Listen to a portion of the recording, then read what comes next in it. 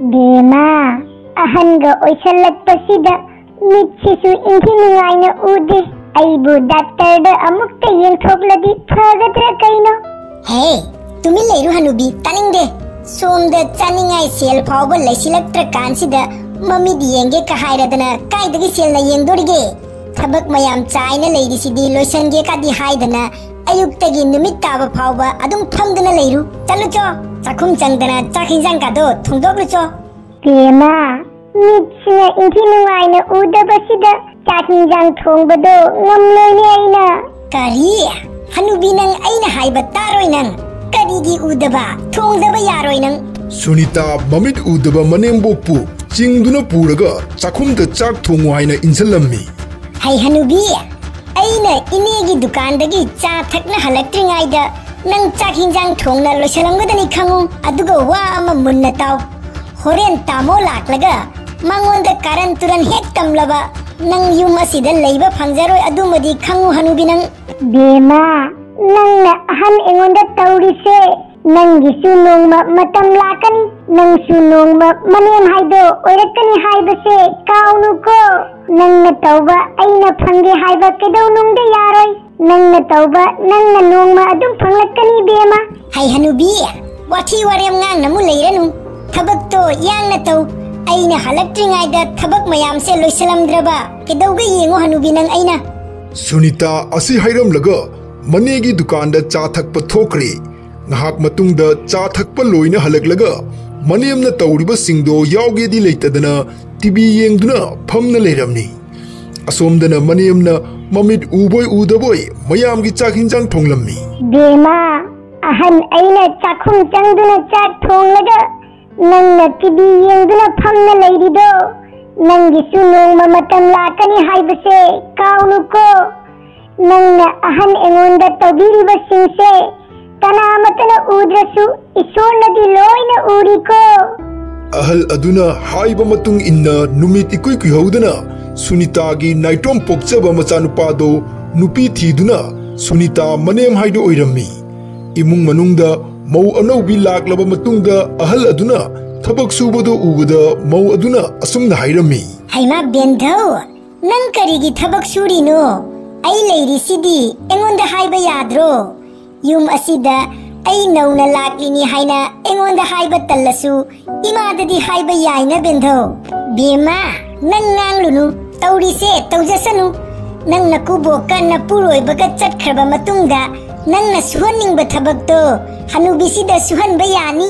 Bema, yum asida nang laktringaide mit udaba ahan engonda asini tawbirise hujikti nang laklabanina aigi mateng pangbiyu bema ai isasu yam nuaite. Kari na sa nuaitaba seran turan ngang sanaraga chak thongloidai tawrinine nangdi chumna nganglaga yaroidorine. Hai binita chai poro chai na kandradi yaroidori masi hanubise. Bema, ai nangi nanem natte naben thauni adugumba papuba thabak taunu bema nanem siga mananu nang. Binita maben thauda manemna tawriba singdo wa amata nganglamdangai tuminna yengduna leirammi. Adubu mau ama oina achum aran khaigedi leitadana mahaksu awaba thabak suningdabana aranba lambida khong thangjanduna manemda chai poraktuna pirammi. Se ima chai se hanubise thabak suningdana seran turan ngangsanai ani ahumra kallaga maraina sujarakchani. Bema, aibu asum haina thambidei saruk nabani changduna aibu hatok piro bema. Karigi haturiba nanna sikradi thabak singsidi kanana suhauduriba chaise kiradi tuminna chakhum changduna thabak surujo khangledana. Asumna mani mamau changduna ahal aduda dhamki tawduna thabak suhalammi. Ahal adu kana leijadrabagum mamittagi pirang chinthaduna chak thonglammi. Aduga mani mamauna ahal aduda chak thongallaga mabani na koiba chatlammi. Asumna nutigi Sunita mapuroiba amasung machanupana thabak kakraba matungda ahal aduda chak thongallaga mabani na koiba chatlammi. Nongma Rajesh thabak karuraga pochai ama chithaure haiduna mayumda lakpada mayumda kanam leiramdangai ahal aduna thabak suduna leirambadu ubada ngaktuna yenglammi.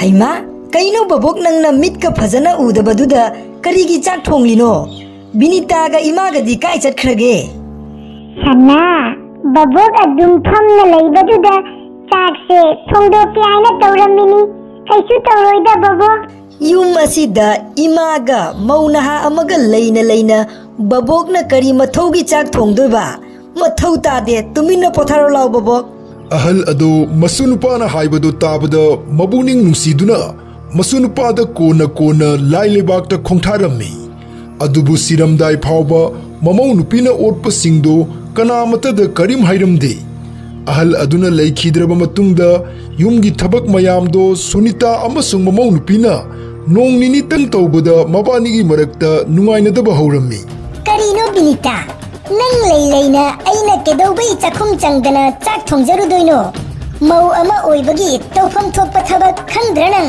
ꯀꯩ ꯋꯥꯅꯣ ꯏꯃꯥꯅ ꯍꯥꯏꯕꯤꯔꯤꯗꯨꯕꯨ इबेंधौना लेरिङाइदा इमादी मौ अमा ओइबगी करम्बा तौफम थोकपा थबक तौखिगे हे अइना लेरिङाइदा yum असे नन्ना पांगे खनगनु अइना हाइरिबा सिंगसे तुमिना तौ नत्रदि मोंग चजरोइ खंगु ओ हनुबी नंगदी चुमना हाइरगा यारोइदोरिने हुजिक्ति अइना थोकपा तौ तारेदना इमुंग मनुंग महिलांगबगी मरक्सिदा बिनितागी मकुबोक्सु मथमोइ लैनादगी लाई लेबाक खुया चलम्मी Binita मकुबोकना लेखिद्रब मतुंगदा मनेम मथंत ngaihore haiduna khudong saba lawrammi तामो हुजिक्ति इकुबोक्सु लेखिद्रे इनेमबोक्सु अहन ओइसलकले अइना हाइदी इनेमबोकना लेरिङाइसिदा लनथुम सिंगसे तामोगी मिंगदा चंजलौबना फत्रो हयेंग फत्ता नुंतिगा थोकलदी तुंगदा अमुगवाना हौनिये कइनो बिनिता नंग हाइदुबो इमाना तारदी करी हाइदोरिगे